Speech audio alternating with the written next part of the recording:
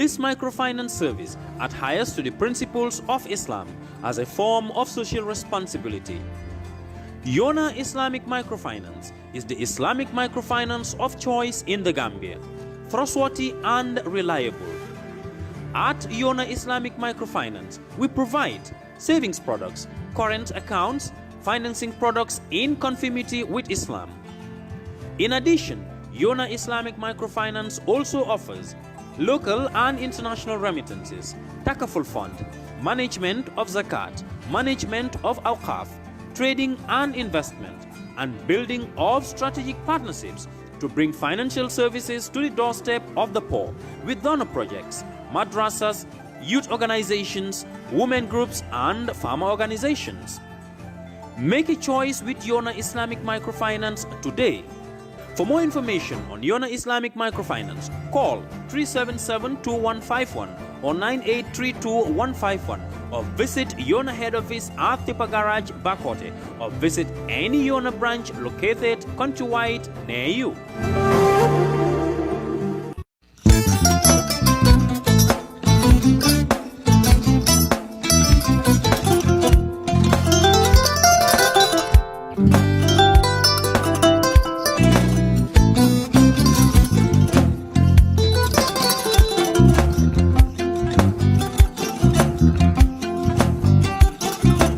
Agada. Mbijan raganya. Albaka. Mbaka important. Yo, nga transfer la sto. Ya transfer la sto. Ha, code nyinji. Okay. Important. Nsila ID soto. Sa soto. Sorry. Agada. Mbijan bro. Albaka. Mbaka. Bara alla service o tariya.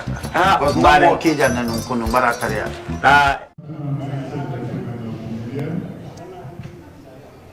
Again, on behalf of the Secretary General and the party leader, His Excellency, Hussein Dabo, and in the name of the entire executive of the UDP, we are very pleased to welcome you to another briefing at the NIP. We thank you as usual for coming in your numbers and coming on time. Our country, as usual, we need to reflect on its recent history. I think it's extremely important to remember that we are still transitioning from dictatorship. Since the submission of the TRRC report, we would like our compatriots to reflect on the fact that almost all these high-profile arrests for political speech or for any political activity has been disproportionately against senior officials of the United Democratic Party. I make reference to the TRRC report because a whole page was dedicated to this question of security agencies being weaponized against the United Democratic Party. This is not what UDP said, it is the TRRC report that said it. So this is the context, ladies and gentlemen of the media, that whenever events of this nature happen, we are compelled to come out and set the record straight. The commitment of the party to the rule of law, I don't think any Gambian or any, even our adversaries and opponents would doubt our commitment to it. But there are laws in the law books of the Gambia that seriously need to be reformed. And we have been calling for these reforms time without number.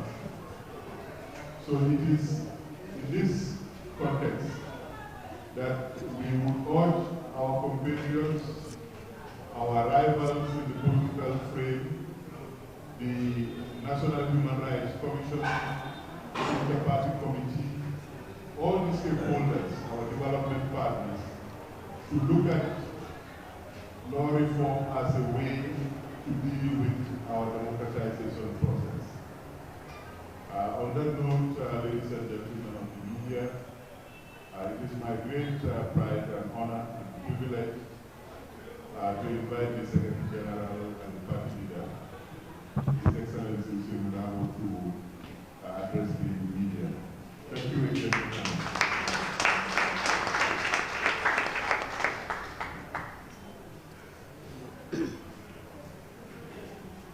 Thank you, Mr. Moderator. Thank you, spokesperson, for that brief and eloquent interrogations. Thank you very much, ladies and gentlemen of the media. I hope you all had a good weekend. I'm sure I can say for certain that Ibrahim Adiba did not have a good weekend because I'm sure he did not have his usual afra, so he could say I had a good weekend. But sure, we certainly did have a good weekend, and we that did have a good weekend in Queen Island. And thank you really for responding to our invitation. And one thing that the media and indeed the political class is aware of is that the president is mandated by the Constitution to really make tours of the country at least twice in a year in order to familiarize himself with the current state of affairs, as well as to at least know what impact government policies have had on the Gambian people.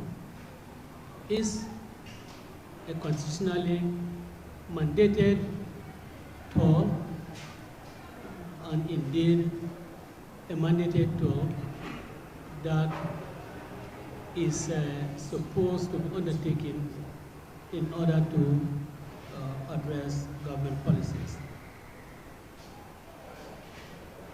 Now, what we have seen in the last few days, I'm not sure whether that was really the type of tour mandated by the Constitution. What we have seen in the past days was a tour that was calculated to really create a wedge among Gambian people, between Gambian peoples. It was a tour that was designed, or at least it was a tour that the president used in order to have, as they would say, to really target individuals for insults, target individuals for really unsavory statements. It was a tool really the president used in order to vent his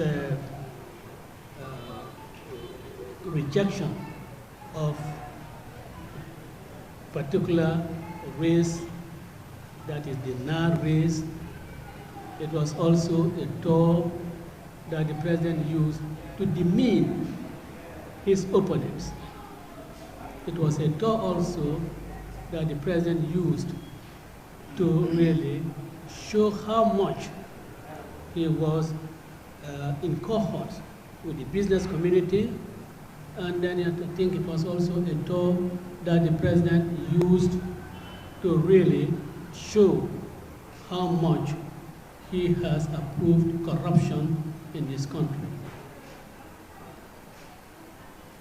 Instead of the president really explaining to the Gambian people what policies he has for them, instead of the president really using this tour as an opportunity to really tell the Gambian people what he was prepared to do in the health sector, in the education sector, in the agricultural sector, he really went out on a tirade on individuals.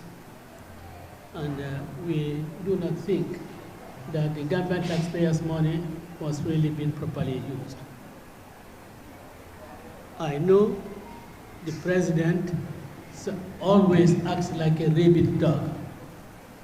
When a rabid dog sees water, the way it behaves, that is how the president behaves when it comes to matters or issues affecting the United Democratic Party. Was there any justification for the president to refer to UDP as a banner party? Because he didn't say UDP, but we all know that it was UDP that was referring to as a banner party. It is the UDP's bureau, because they said that they were going to open their bureau, the banner party were going to open their bureau. But postponed it when they heard that we were coming out to really open and inaugurate bureaus that that you can call a proper bureau. They postponed the inauguration of their NAR bureaus because he was going out. We think that this was very insulting. We think that this was very demeaning. This was very, very unpresidential for the president to reduce himself to the level of what I would call veranda politicians. I think that's not what ought to happen, what the president ought to have done.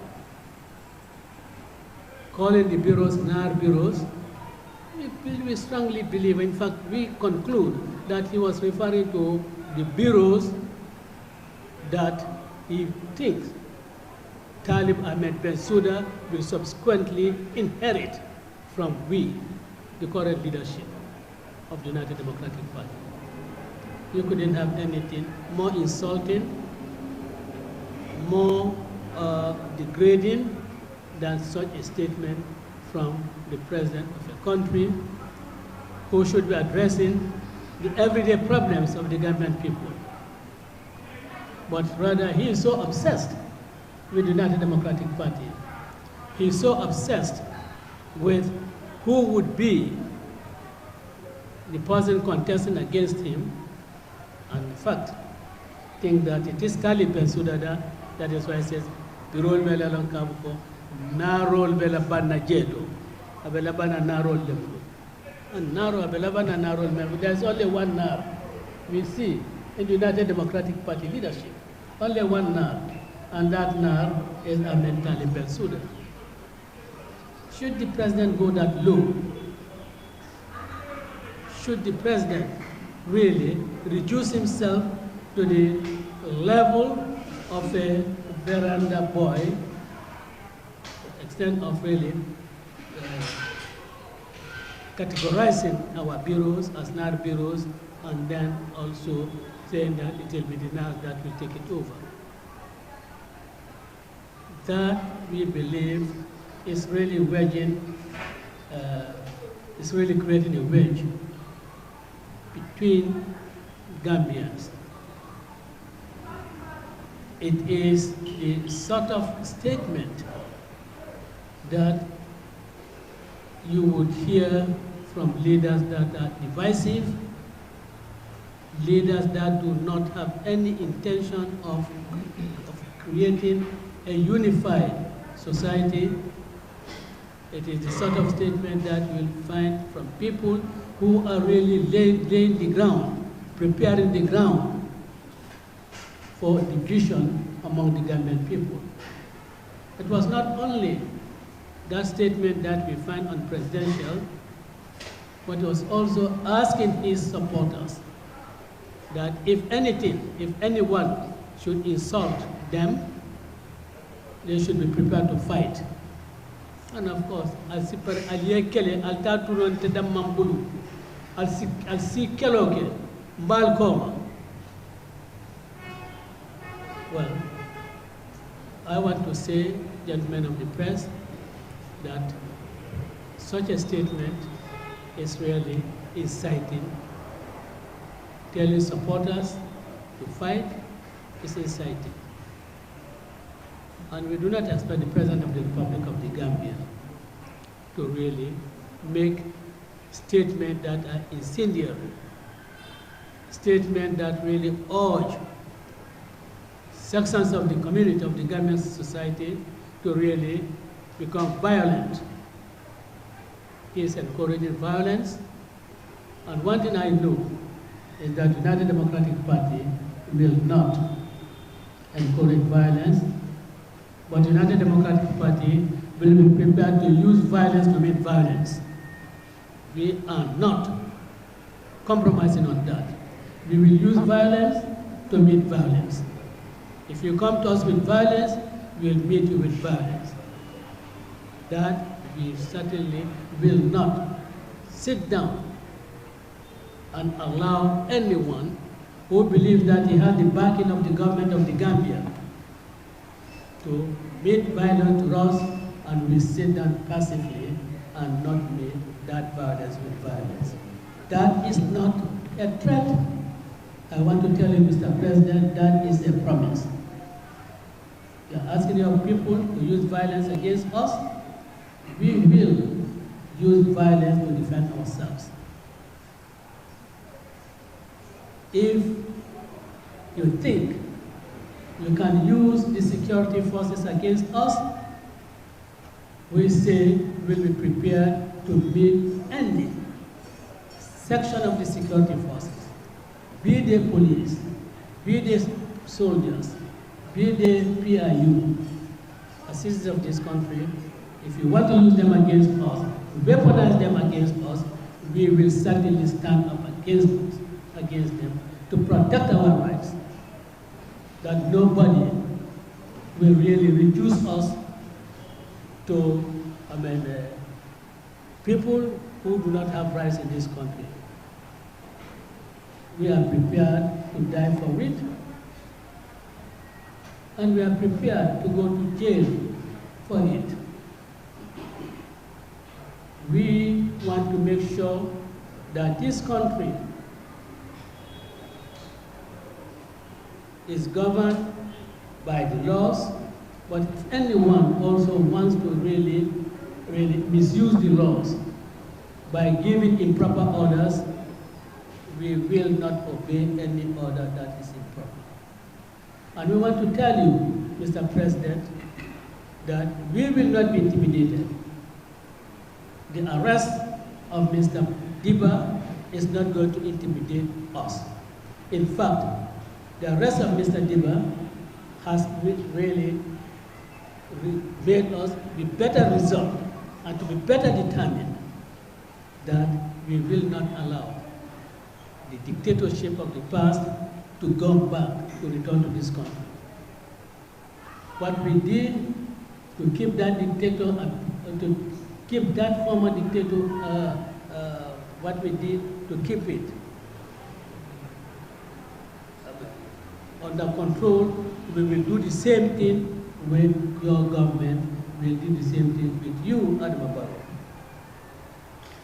We will not allow you to really come on and treat us as trash. I'm trying to use the right words, not really to be insulting, not to be words that are not proper, but then we want to we'll tell you that we'll keep you at bay as we did with Gambia. No amount of intimidation will cow us down. We want to tell you that what we did until you came to power, we will do the same thing to make sure that our rights are protected. This country belongs to all of us, and you cannot keep on intimidating us. What we expect of you, Mr. President, is that you will create the environment that allows for free political discourse. We know that the past regime weaponized the judiciary and weaponized the police against the United Democratic Party. I am sure the judiciary, under the leadership of Honorable Chief Justice Hassan Jallow, will not be weaponized. I cannot say so for the police. But whatever you do in weaponizing any institution, we will stand up against those institutions. And I want to advise the police, those who are in charge of investigations, those who are in charge of prosecutions, that you were in this country in the under the Jamil era. You all went into exile. You went into exile because the conditions in this country forced you to go to exile, because the police was being weaponized, and some of you who are today in responsible positions in the police suffered because of the weaponization of the police. You left this country, went abroad, you have your families there. You have come back to the Gambia, and you should not allow yourself to be used by the Barrow administration. I can tell you, we still have our connections in the United Kingdom. We have our connections in the United States of America. We have our connections in all other countries in Europe, democratic countries of Europe. And we are cataloging all that we are doing here. And you know you are putting your families in jeopardy by really helping and undemocratic, by helping the government to do things that are out of order, a government that is violating the Constitution. And you know the consequences of that for your families. We'll inform them, we'll give those governments all the things that we are doing in this country, so that your families so that we can get your family sent back to Gambia. And we can do it unless you stop what we are doing. All the things that we are cataloging them, and we are going to hand them over to the governments of the United States of America and to the government of the United Kingdom through our connections. Because you cannot really enjoy, or your families cannot continue to enjoy the facilities, the privileges of those democratic governments, and you are here being used as instruments. You are here used as weapons against parties or organizations that are doing, all that they are doing is what is legitimately their right to do. So this is an advice to members of the security forces who are being weaponized, that in allowing yourself to be used as weapons, you are exposing your families in those countries, you are exposing them to being really denied what they are using. You are putting them in jeopardy, because they can be sent back, because there's no longer the issue of fear that the issue of fearing any persecution. Now, we are told that some of our members are engaged in insults. I don't think there's anything that can be as false as that. It's the greatest falsehood that the Barrow administration and their acolytes are peddling about. Who started insults in this country? Who started insults in this country? Who started insulting opponents in this country? I remember in December 2018 or so, when the foundation stone for the roads and the bridges in URR was being laid. Did President Adama Barrow stand there in the presence of everybody? You, in fact, addressed the nation that day in local language in Mandinka after presenting the English version.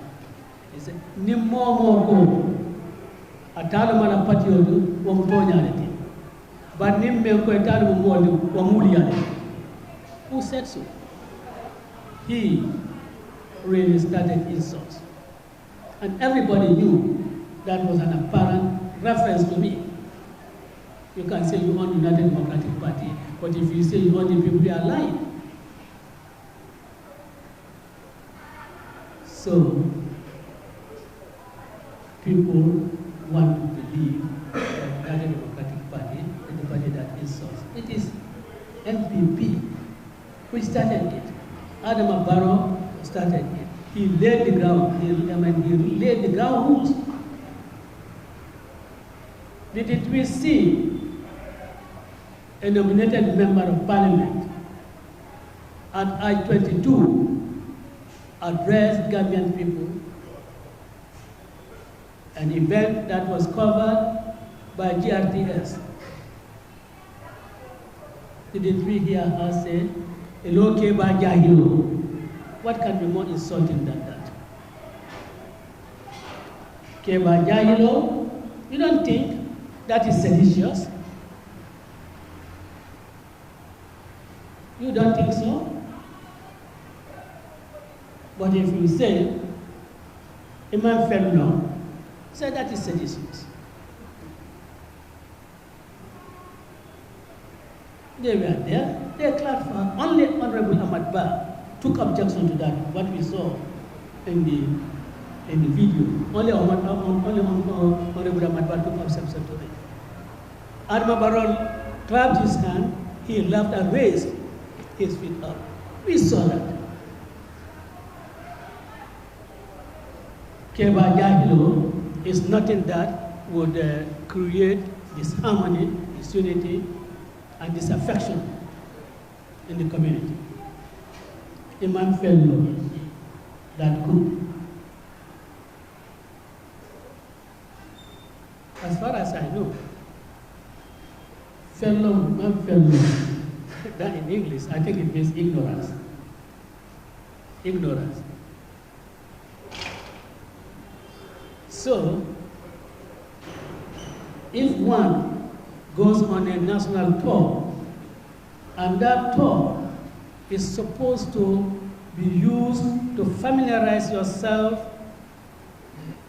with the current conditions of the country, familiarize yourself with the impact of government policies,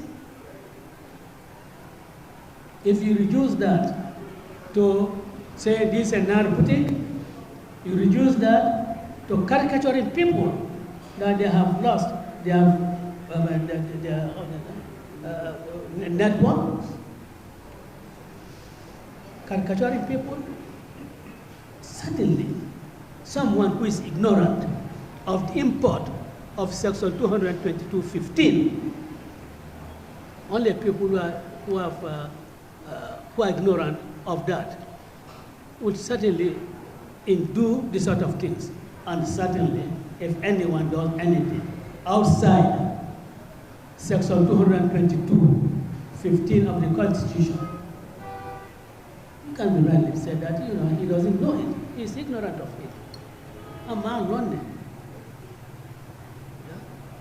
But since it's a matter that I understand is likely to go to the courts, and we'll just not make any further comments on it. But that tour, it was wasteful. How many ministers went on that tour? I would have thought that in the state in which we are, government would have made some savings. In every region in this country, you have a director of agriculture. In every region. In every region in this country, you have a regional education officer. In every region in this country, you have a regional director of health. So, what do you need? And of course, representatives of the Ministry of Local Government, even though they might not have been qualified, but have every governor, so that all the departments are represented in the regions. Do you need to take the permanent secretaries and their ministers? Every issue that is raised by the local people, the local communities, the directors are there who could take note of it. The directors are there to really brief the president on the state of education. The regional directors of education are there. The needs of the schools in those regions, people can talk about them. The regional directors will take those, and then when the president finishes his tour, reports will be compiled. So that is wasteful. Take all these ministers, and then of course you see an array of jacks in their sunglasses there in their assobies. Yes, and these people, they are all catered for in terms of accommodation, in terms of transportation, in terms of feeding, all on our national coffers. You cannot have really a tour as wasteful as this, as that tour. You have your YI companies there, your chairman, all these people. How many government vehicles have been deployed? I hope our members of the National Assembly put the right questions. The fuel that is used, that was consumed in this store. But we are told how many liters and how much that cost the government. I'm so it's into the millions. All doing what? To promote NPP agenda. Well, inaugurating NPP bureaus at the expense of the government taxpayers. Any sensitive government will really, period, the situation in these countries, no government will really do that. If it is for inauguration of the hospitals or the clinic, as I said, the Minister of Health, at least, should have been given the honor to do that, particularly the clinic in Jali. The Minister of Health should have been given the honor to really inaugurate that in his own home village. But it's all politics, and they think that you can use our money, go on a political campaign, and leave us not to talk.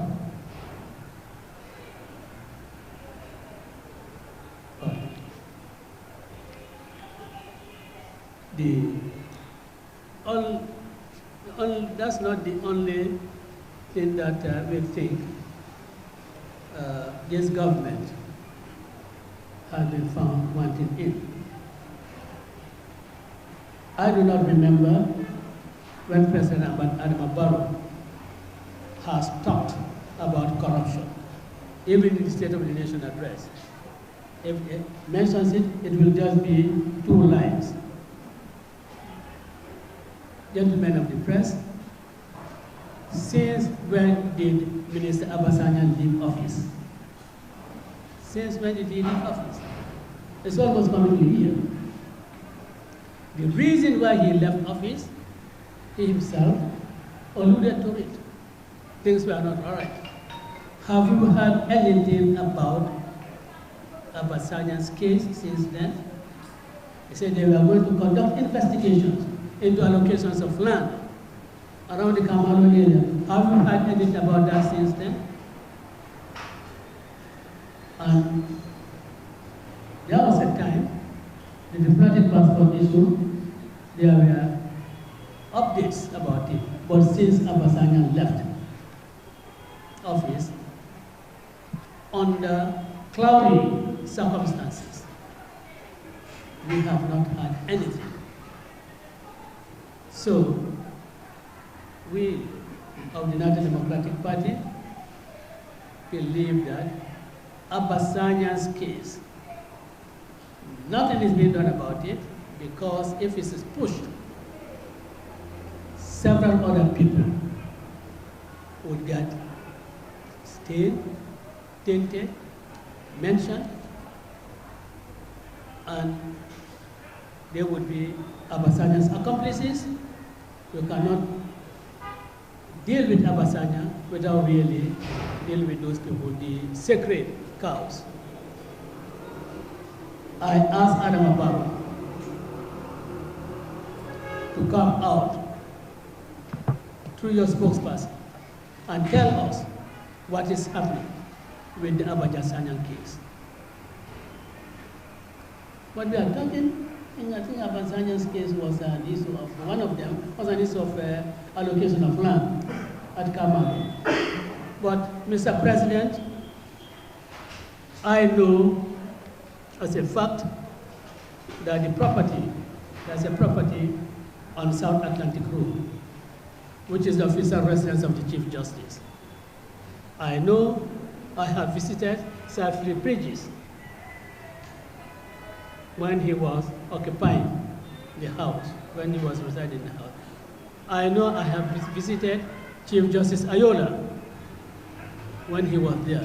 But now that property, Mr. President, we want to know today who owns that property today. We want you to make full and frank disclosure, because that is government property. That is not a layout.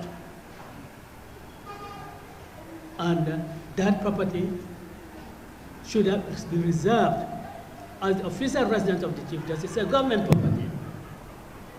We are told, Mr. President, we are told, and for you to clear the air, that that property has been allocated to you, government property. It's for you now to clear the air, because that cannot be. That is not right.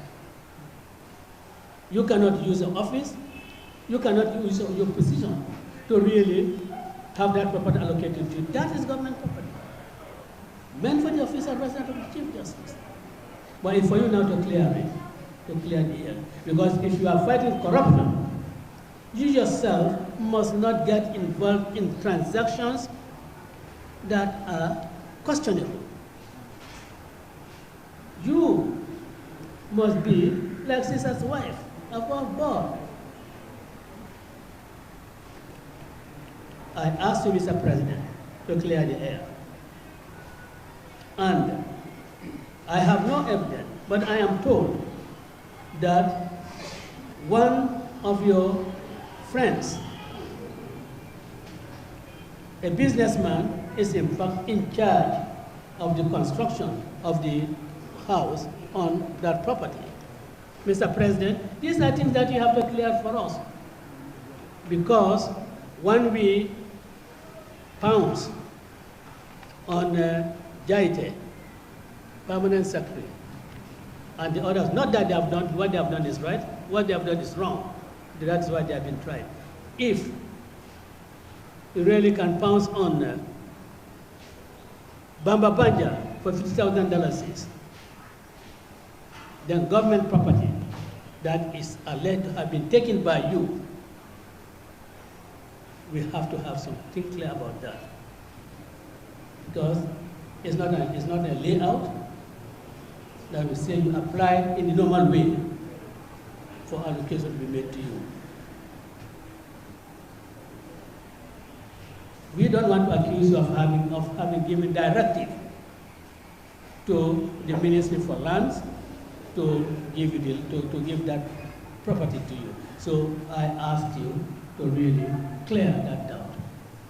And I repeat again here that the bureaus which you say the businessmen build them for you or for your party, Mr. President, tell us the names of the businessmen who built your bureau in Bansam, your bureau in Karawat, your bureau in Soma, the one that is being constructed in Brikama, and the one that is going to be constructed in Banjul, tell us the businessmen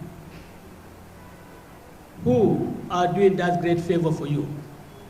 Tell us how much each of those businessmen have contributed in building these bureaus. We have constructed a bureau in Soma.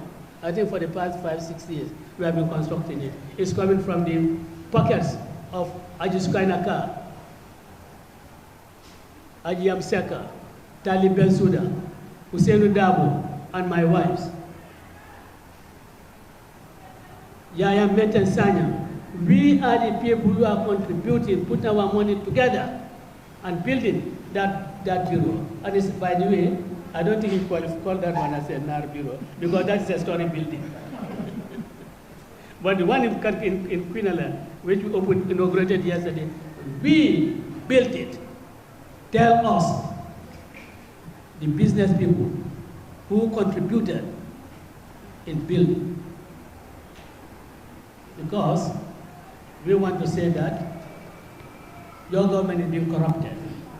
Your party is being corrupted. That is what we want to say. Unless you can tell us that the money comes from clean sources. But, Mr. President, it is not only the proper allocation at on South Atlantic, that's marks of corruption. We are not saying this, but it's marks of corruption unless there is clarity. But if you are really serious in the fight against corruption, all the revelations that are coming out of the local government inquiry, Mr. President, one would have thought you would really do something now. One would have thought that even if the local government commission has not made any interim orders for them to go on leave, you, in your conscience, you, in your commitment to fight against corruption, will at least get the Minister for Local Government to do something about that. People confess every day of having stolen money from us. People agree that they have given money to governors, which was improper, and still those people are in office. Mr. President, I mean, your resolve in fighting corruption becomes doubtful, unless you really take action against those people. I'm not concluding that the real commission will find those people culpable, but at least there's some prima facie evidence that should really spur you into doing something. We just concluded the OIC. That's right. I would always congratulate you for really becoming the chairman of the OIC. I'll always congratulate you. It is a pride for all of us Gambians that for once, ECOWAS denied you becoming chairman, AU denied you becoming chairman, but 57-member country organization saw it fit to really cede chairmanship of that organization to you. I congratulate you. We are proud of you, and we pray for you. We'll work with you so that your tenure as chairman of OIC is successful. Because if it succeeds, it will be a pride for all of us at Gambians. But, Mr. President, the vehicles, I've seen those vehicles. I've seen some of them now given to ministers. I think that is wrong, Mr. President. Those vehicles should be left with the OIC Secretariat. Mr. President, you say you want to make this country a destination, a center, destination, I mean a conference destination. We must leave those vehicles and they become to constitute the fleet of the OIC conference vehicles. We have seen them with ministers. This morning, this afternoon, I saw one of them parked at the premises of a minister. And before I got here, I crisscrossed with the road with another one being used by a minister. Mr. President, that is not the time. You don't make these vehicles osusu. Just, giving out amongst yourselves. No. I had a story, I had something, I dismissed it. That, it was being shared. That one particular individual had about 10. Well, I dismissed that as not true. But it's possible that that particular individual had 2. But Mr. President, I'm saying that that is not a proper use of those vehicles. After all the ministers had their vehicles. They were all roadworthy. They were using those vehicles before the OIC vehicles came in. Why do we have to give them new vehicles? And by the way, you understand the tender was for 100 vehicles. 100 vehicles, that was the tender. So the agreement and the contract was for the supply of 10 vehicles. But less than 10 vehicles have been supplied. What about the remainder? We are not being told anything about the remaining. I think, is it 82 or 83? 83. So you people who know arithmetic, about 17 more have not been delivered. And we are not told what is happening to them. Again, Mr. President, if you are serious about fighting corruption, all these things will be made clearer to the nation. We have 2 vehicles outstanding, the cost of which I think is 12 million per vehicle. So 12 times 17, how many millions are that? 12 million times 17. You are the calculator, you use your calculator and you'll be able to tell us. We are not saying, I'm not by any imagination saying that, Mr. President, that there's something crooked. But I'm saying that has not been accounted for. The tender was for 100 vehicles, and the 100 vehicles have not been supplied. The remaining 17 vehicles at a cost of 12 million were a day. That's what made $204 million for the 17. Where are they? We, as a party, and we representing the conscience of the Gambian people, say that, Mr. President, please give us an account of those vehicles through your secretariat. We ask you to do that.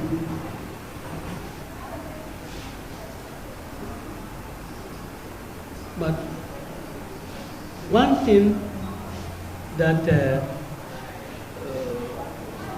Mr. President promised in 2016 is that there will be a new constitution.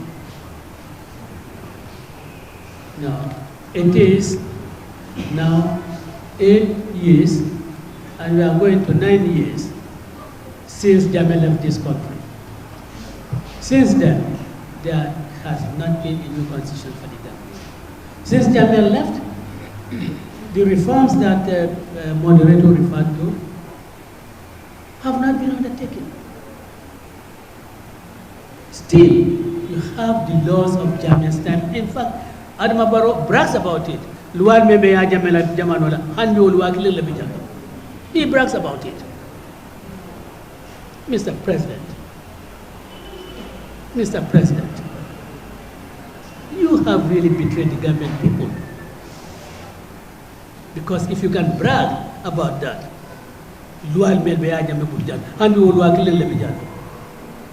that should be a shame. You should, President, you should be ashamed of that. Because that is what you promised the Gambian people, that you will do away with all those laws and put in place better laws for the people of the Gambia.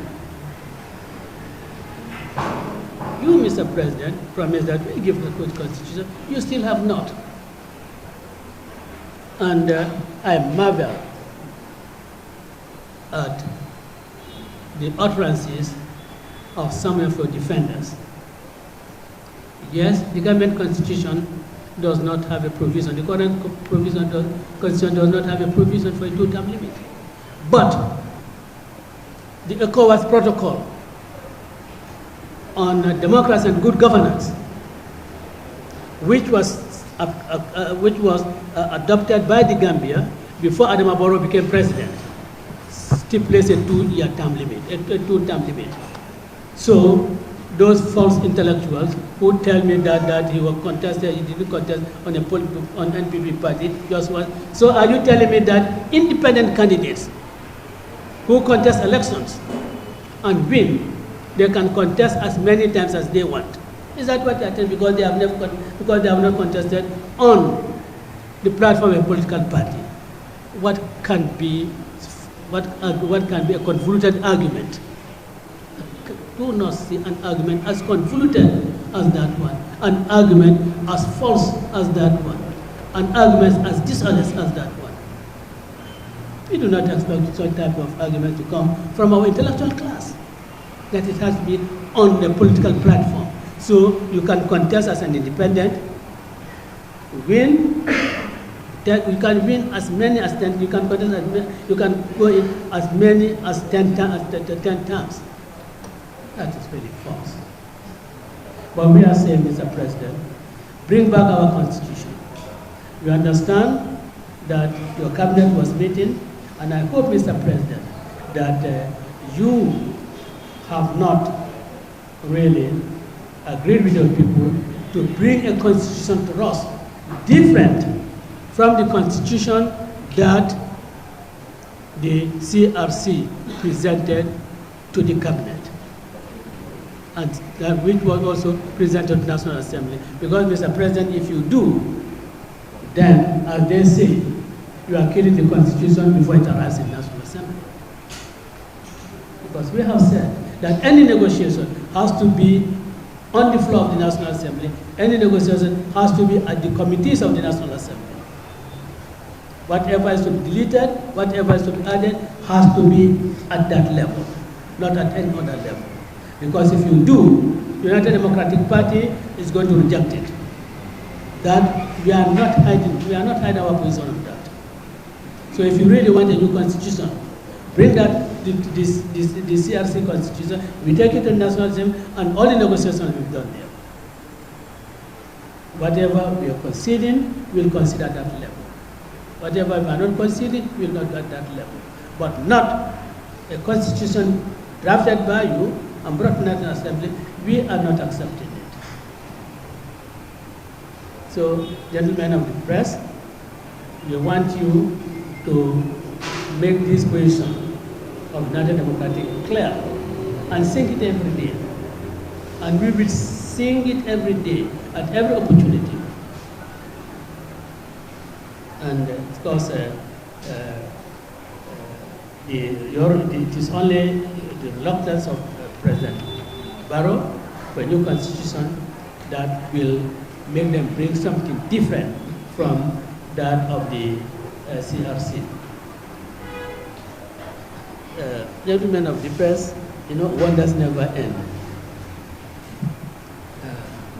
I read a press statement, or not, a press release by the spokesperson that President Adama Barrow has redeployed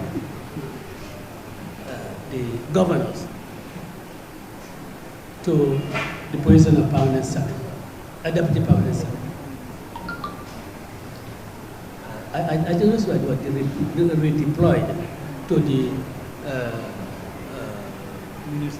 the ministries, position of permanent secretaries, deputy permanent secretaries, and the deputy governors were deployed. Those people were not redeployed, because the exact words used by the spokesperson is that those people were deployed to the office of the Minister of Local Government. I don't know in what section in the Minister of Local Government they might be. But gentlemen of the press, that was done in order to scuttle, suffocate, and stultify the court proceedings that have been instituted against these governors and their deputies. But there's one thing that I know, that when a matter is before the court, no party should do anything that will really remove the carpet under the court. That is contempt. That thing I know. That when a matter is pending in court, you do not do anything that will interfere with the matter before a court. And I believe that a government that is committed to observing the rule of law will really honor, will really abide by that followed principle and leave the courts to decide whatever they want to decide in the matter. But what is more is that you cannot redeploy or deploy someone whose initial appointment is illegal. Because what I do, you cannot put something on nothing. You can only redeploy people or deploy public servants whose appointments are regular. And what they do not know is that once they make that appointment, once they make that pronouncement, we have taken the step to ask the court that those deployment and redeployment are also illegal, because you cannot deploy someone whose appointment is not legal. So we are going there. So they have not escaped. And what is I find strange is that how can the government spokesperson on civil service matters, I would have expected the Personnel Management Office to issue a statement relating to this deployment and redeployment. And in any case, the position to which these people have been taken appear to be promotions. And it is not the president that promotes the positions of permanent secretaries. I think the Public Service Commission, acting on the advice of the Secretary General, those promotions, those things are promotions. The president cannot promote anybody in the civil service. If you do, you are taking somebody's functions. So they do not know. So if Ibrahim Madiba says Imam fell no, near fell it, okay. Honestly, fell no, but near fell no, it's okay. Honestly. So, Mr. President, it really worries me if you really, because you told me that you rely on a technician, if you just rely on these nonsensical technicians. Take advice from your lawyers in the Ministry of Justice. If you do, you will be doing the right thing. But if you want to rely on these so-called political advisors, on these people that sit with you at your Bahal lunch, and you think you can do things rightly, you are mistaken, Mr. President. And that is what I want to say, members of the press, that case is the governor's case, is not abated. Those so-called transfers or whatever you call them is nonsensical.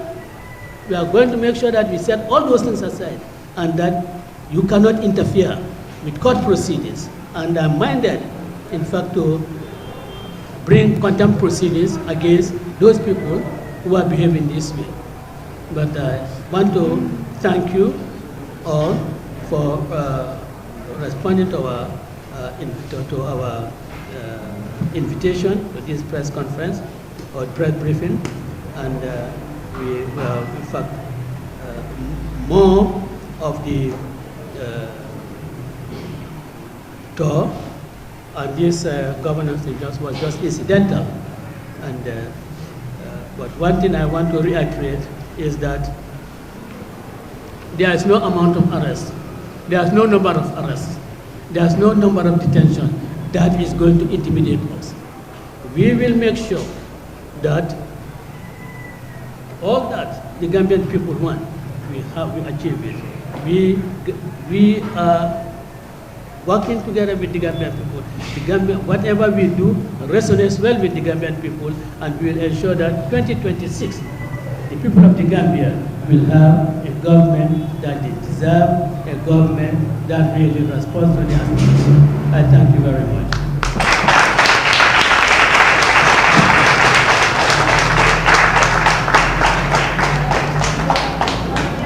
Your Excellency, thank you very much for that extemporaneous and brilliant presentation of the state of affairs in the Gambia. I'm sure the ladies and gentlemen of the press are not surprised, and it is necessary from time to time to have direct responses of this nature. So on that note, I would be pleased to invite a few questions that you may have for the party leader on the comments and any other political matter that you may wish to have clarification on.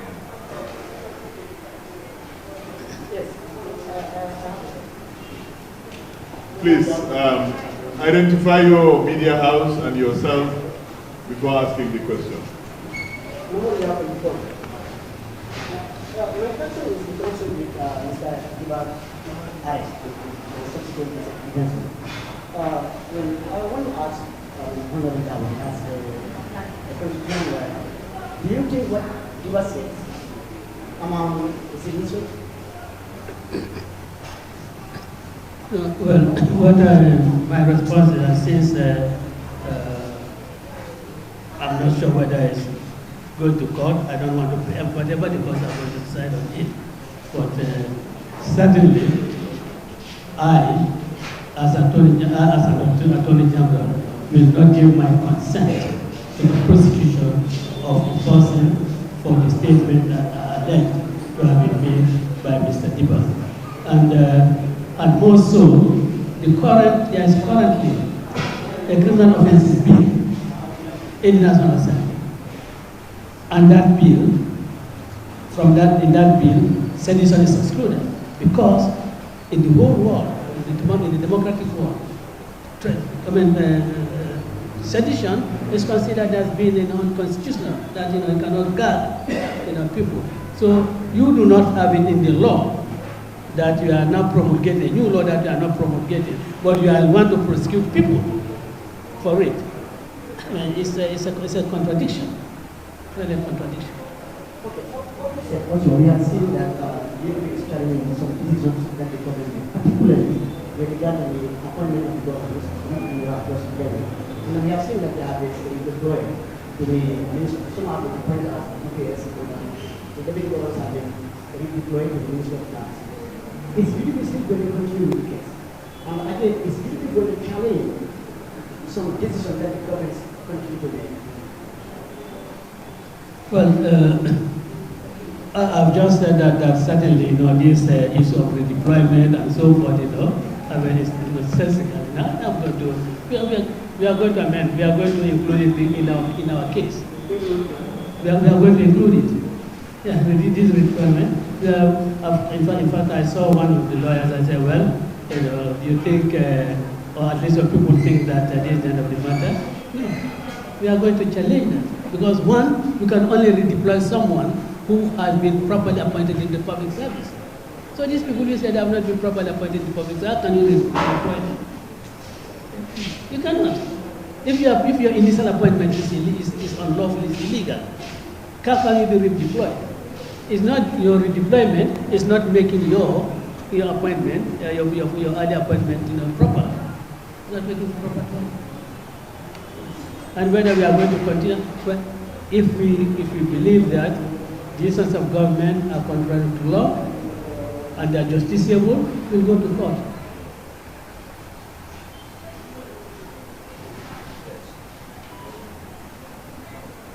Please, your name and your media house, please. Yes, Adam Okadera from Lembekiri and Okigalera.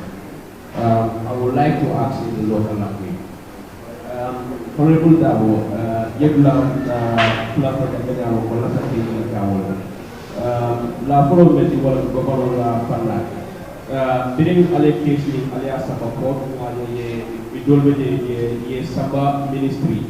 But Jamaka Loko, video you for Alba Karingalabang, ye Yoko because Yadi ye Bondi Samba, ye the Benum Palaso, Albumen Kilis, Kawalan, and for Alba Karingalabang, Yamala Puru, ye Yomena. ye jo foto menna nyata ka pour di jama fula nyaw men ye Ibrahima di bako tan ye diamo ko fanna ni na kay biri jawal ko suma ni ga kay de ko imandula di ko juro ko men jata bon kes kalam do jam wonane mo sifa ko defal ko ale kes ni ali ya ko ba dal bang UDP fana ko president boro ya fala mo ni UDP mo le ko gele luati ya ini se tele fo ba dal ko UDP ko tay e fala be tele wuro wuro la re moy ko ko fala ma yesa ma video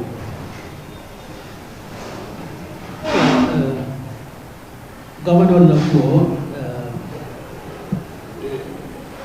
fo yo ko do mi mu da fom ba kan na konta kare da wo ma fek ye menke ya mera ka ko ye tankandile ka ko wado nge bonde ni palaso do nge samba ni palaso do yalo ye memfo e ko redeploy and deploy God deputy governor ko yo deploy governors no ko yo redeploy adu e kam mo le deploy wala men redeploy be yaron kam ko ala place fulo men kam ka yamuta wala be place o men de babo ni kam men ay ke place ti me yaron kam ko ala tro jego o place o woni luwata non ni luwa mantano e ba sama min to kadu ko ala bondo wala do kan ba da ko ta wala ala la ko ma ba ko o manni tan ka ko ala taro do ko wala ali luwata ta nyoda kadu ko ite kamembo ite felna ite femtala yalla me yalla ka manke fetti ko fene traje de balana ila ni redeployment ni e ba landi no la wule kam ban fene je sala no min kam ya mera ka ko ye kanandi mala men ye ya mara ya mera ka ko ye kanandi bari me kanandi adu fana hani ya juba finance la ka sila do la ka ko amunta promotional ya palazo ka ka fu e kamo le palazo ka fu me ya lo ka palazo metano akala taro je do ade luata ta no ete mo la palazo ko no la wata be palazo metano ko man palazo ay me muta do ba dum fana na no ko bana ta na sikeno menso ke no public service commission no the president man service commission no president mo sta mo ka ko be ka promotion public service commission civil service matalo president aka ko kari ne promote ani no sikeno tan no iba mod promote la le mo do le mo promote par wala kana promotion ko da dawda public service commission secretary general wala ya o ila head of promotion do fana ka depend on recommendation ñu le fana ya do recommend so ye koy be ko katan nan dal bar hanbi dal man imara be silo le jade bitabi ga ko ni batana nyata le na yana ngai na silo tade bay lak ñu nga do met ka ko kuma ñu fa bar même fana mo ni Ibrahima di bañ même fa tel wallahi Dr. Smith say afale ka ko clueless president ay afale clueless mo mu de ka ko man fello wala man clueless mo sama do ko e mo sama ko la fo mo ko clueless bi yo taw do we know be do ko la bi so adu tel le buli ba ji be na kala ni na ta blo bula bitala ta ta bala mo e kala de ani ka membulan wala na mole bunya ni ya ruwa bunya banni men fana ko be ben kele le na da ko be kelo nyor lam ka ndesi la de ngambulo ka bunyo ma de yalla pilla ba de ade nya me da rasul ani ko to kala banam belo la den semben ni men dina banam bo kala de be mbude la dro ka ga semba barbi do ka ko dem fandi fel ani wata tan la de so ni sembo na tan ko man fu ka ko ni fitno na tan kam ye fitno jori ka si fitno tan na nyori ka mbole ban dafana moy ko na modu dafana na moy ko ta moy ya fitno boy mo kande ban nin na mol mela ko fitno boy ka babula na moy ko ni fitno boy al kan alfana ne alif fitno nyal alif fitno ta ka nyori ka ni bidu melian polisolu dan ma ko tan ni mediate ya ke ni be fasa ro kala fania ka ya ke fania ka ni be fanya fasa ni be to nya tamale to nya tamale sa simple as that mantra ku mantra fana ma kam na mole ko ye fu no wule ma nena mo ko adu nena to fana bar fana te sila fana ko president ko ka ali kelendi sembo bedela bal ko ha ilo sembo de ni na te ni la mo na de ilo sembo e boy tanga ni na sepenta ya fana be kelenda de self defense one of self defense.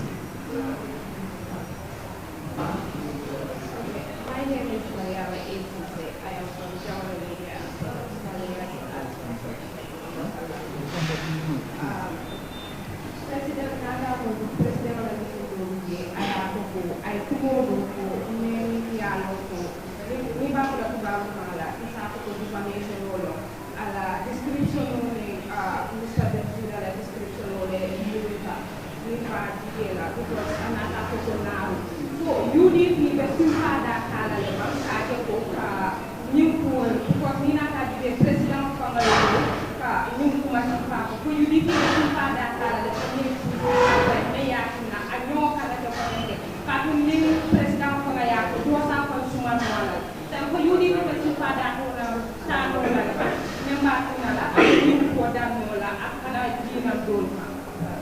Well, do jabro di nole sainte kadu fanga advice ta pananda lonnal do ko nyata tamida silo be bari même fo mani ko mo ini bo kino e molo bari ni bo ko wo yolo ñun ko mo fata mo me na do mo be yalla kat ka ko amanta mo ma fata li ben gambia be dunia be ba ko ila nar biro ko binala bana narol bawo mwaka baba mwaka kapo utaka kakunyi na pati yonye fondi gol be do ko ke kam fondi gol sa ci la ban do na ro mem mom na pati yo kono comme wo tali be zuna judu na yakuma ba kuma do me ya do ka ko mo ma jiki alfa so fo sorte president ka ko be tutu la ka ko mo ma jutu na ro le wala ya na biro yela ko na arbi ko jutu na ro le bar narol si ada jande naru bar do jande naru morokan jande naru fongol jande murdan narol jande siranol jande narol si ada jande adon na banko na economy jama bi narol jama de na banko na economy abe jama de jande fo naru bar do lamba fo naru morokan lamba koko ozo ni majo ko morokan on ajo hotel de banko e jutu tawul le dal yela lu dans zoto wala fasile kata wala e jutu na rol la foy ka ba e be na rol le do ya moto li meso tata na rol la kata moto fu wala ni mare fay hakilo hakilo yi wata e kay mira ko wala e kay mira kene ki jandi be ko mol fola e fangal alafta ka ab do ya rol butik na do ya rol jutu na rol la wala na yo bar fo ci fansi ci la dar mo ñona wo be ni ka do ba ko fa defa mi jona wo mo ni ngaro kala na lo yalla bu wal si lo tan de be ke Kamara ba ko ma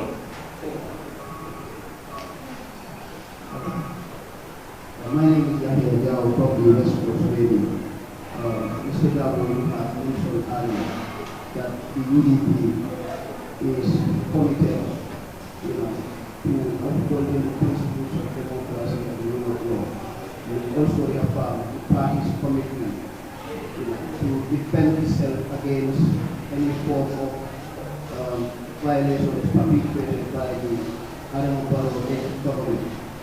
You in fact said during your deliberations that the party is ready to use violence to defend itself against violence.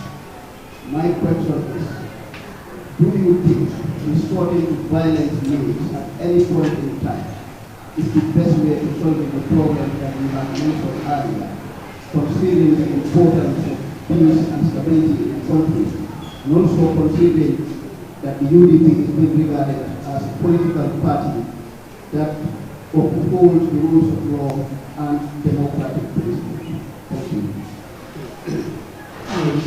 We certainly believe in the the rule of law and democratic values. We continue to really be guided by the rule of law and democratic values.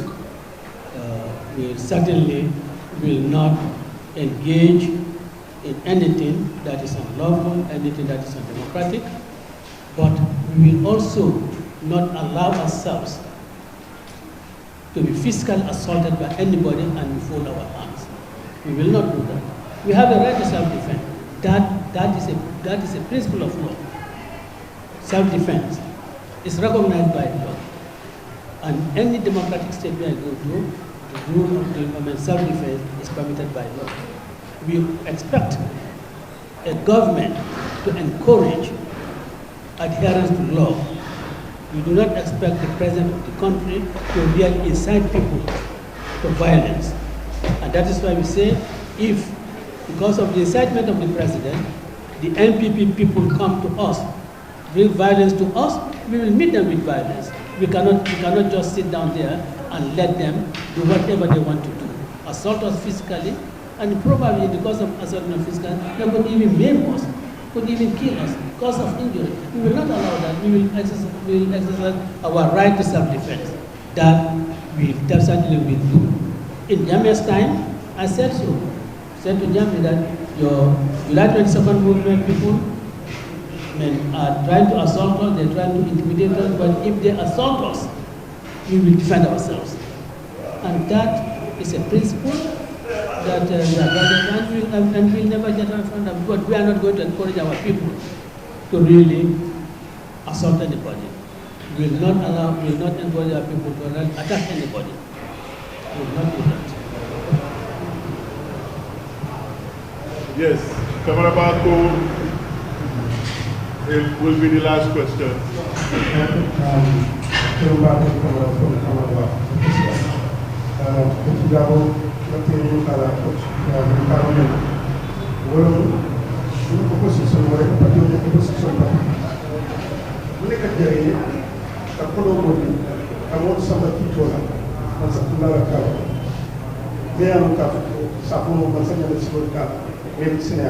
But feel that the pull of at the Galley, and the other pull of the cat. Now, I get who followed the new, make it every argument. There's some people. I'm ready to be the phone now from the leader. But I'm not taking, I'm going to be. Karena kodo bondi ka masa sambak kiti kan ni diam ta imedam adi tanola yak doko ta boy ka ya ba kon ko abi ni men ka ka la to ka woto silo e men dina wodan kiti wala eta ya sambak kiti wala ya kiti obu loli ya na nyami dalu ka fa ka bo nyaali ado ba dan kanyu fa ka ko e manyan ni kala manyan ni kala ngata kiti wala amma ken ni ka ko sotale ka 100% ka ko kiti o ben fi wala ani ka kiti stand against us as kenole barbitu nim sole kenno ba the force use no the dokota no ka ko ni la dindi abe ko ka kamanke silati ye kay ko atu amanso ye buzota ya bus ani be men kala kata kiti me yambal tala ibrahim bala fonko ni amol so to be ya don ka ko ye wasa al halu be nyama ye was al halu be nyama no tratamento o nyake wasa de so ni aje yam sa ka badame to mal bedame o mo yam wasa de so manjare ngata je adu loyal fanan loyal mel bijeto yam wasa de ya wasal ñen dol ni ajan ta dem tefta la ñen dol e ka bu ñame rosti malla fi lenga nga boy la ñina la na duwar wala ta ko batu no fon ko dos do ada sa ka ni da wala. Yes, gentlemen, last question. Yeah, good afternoon. I am Abdullah from Asati. During your deliberation, you made it clear that President Adam Barrow is weaponizing the candidates. That might be perhaps script from the German player. because that was what I was using. As to your claim,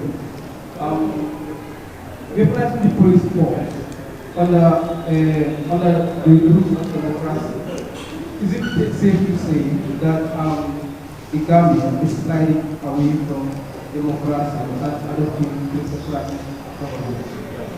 I don't know. Well, I have said in the past that the Gambia is gradually sliding into dictatorship. And certainly, weaponizing the police is really showing that the Gambia is sliding into dictatorship. What was happening in Jammeh's time is exactly what is happening now. In Jammeh's time, APRC people will go to the police and complain that Ajaskanaka, UDP has done this, has done that. They go and arrest them. This is what is also happening with the current regime. Then people are saying, no, they go to the police, report people, that they go and they go and arrest them. The man in Mandinari, Silla, it's NPP people in Mandinari who went and reported him. And then they went and picked it up. And then, your complaint is that Mr. X has said this. It's in audio. You arrest the person, you listen to the audio. Do you still have to keep it for 72 hours? What more are you investigating? And that is what was happening in Jammeh's time. So they use the police as weapons to really do what they want, to suppress the people. And this is what is happening. You don't need a 72-hour period to investigate what you have or what you have had on the audio. If Ibrahim Adiba said anything, it was said several days before he came here. You heard it. If you had anything to investigate, you must have done your investigations. So now you are using the police as a weapon, and then using the nonsensical 72-hour period, just allow the clock to tick until 72 hours, then you decide to release the person. So that is weaponization. That is what's happening in Jammeh's time. So it's happening now. Everything that Jammeh was doing is happening now. Was Jammeh not going on the meet the farmer or that meet the farmer's door politicking? Was Jammeh not using the governors for his politics? Was Jammeh not using civil servants for his politics? Is the same thing not happening now? It's the same thing that is happening now. So there's no difference. Your Excellency, the lady wants to have the last word. Okay.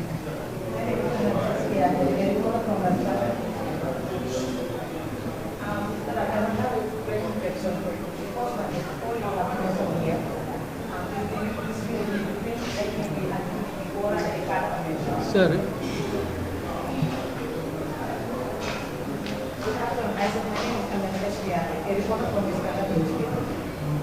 I have a quick question for you.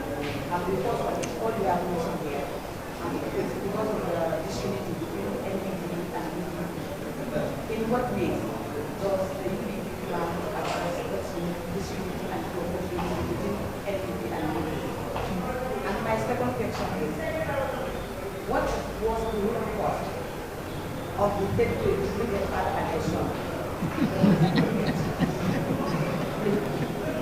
Thank you. That's the last question. Well, you know, we can disagree, and all of us doing our things without really being enemies. We can do that.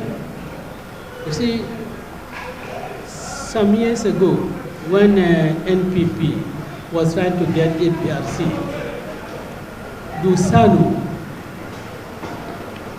addressing some APRC supporters in Kalindi, he said to them, Jane Dolan non UDP Moisun non. So they're the ones who said that UDP is their enemy. We have always that we disagree with you, but that does not make us enemies. But they are the ones who categorize us as their enemy. So if anything, they are the ones who should really making efforts to ensure that this what they call enmity does not exist between us. It is them.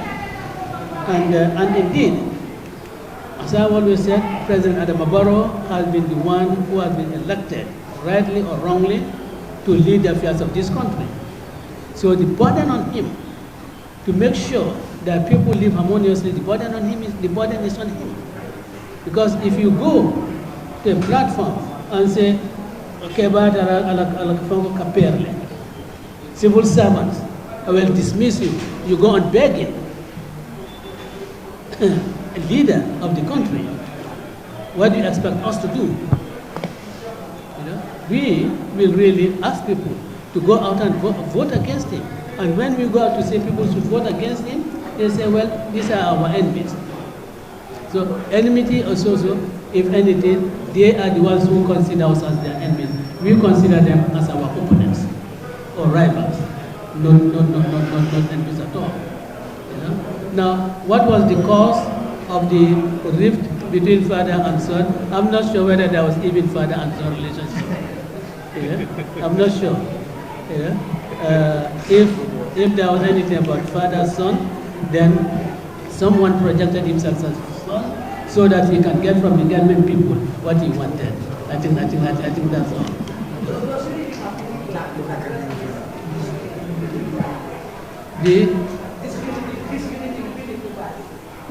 What I'm saying that we belong to our different parties, and I consider ourselves as really rivals. You know, and there cannot be, say, a unity between UDP and NPP. I'm not sure that there's a problem. You know, because we really we are separate parties. You know, and as separate parties, we are separate party from GDC. But you don't see that there is no enmity between us and GDC. We are separate party from DOI. There's no enmity. But because NPP thinks that we are their enemies, they treat us as enemies. So it is for them, really, to work hard and work on themselves, disabuse their minds that UDP is their enemy, that UDP is just another rival. If they do that, we will all live harmoniously. Thank you very much, ladies and gentlemen of the media. Every time we call, you come in your numbers. We don't take your coverage for granted. Yes, we haven't got anything to offer you, apart from maybe some water and refreshment. Yes. But we are all compatriots, and we are grateful that whenever we call to talk to Gambians on burning issues, on urgent democratic issues, you come and listen and ask questions. And I'm sure you have never left here dissatisfied because all your questions are answered and nobody is hiding behind anything. The party leader is a straight talker. Some people even say that he's too much of a straight talker. But I think the country needs straight talking from time to time. And when it is also necessary, the party leader puts on his down and goes to court to make sure that the rule of law is not just lip service, to make sure that this transitional justice that we talk about every day is a reality. Very recently we had a national dialogue. What has become of that? These are the issues that we hope our leaders across the board, certainly at the UDP level, we will engage with them and we will share it with the media as and when we feel it's necessary to do so. So again, on behalf of the Secretary General and the party leader, on behalf of the executive and all the members of the United Democratic Party, thank you to the media. This press conference has come to an end. Thank you very much. Thank you.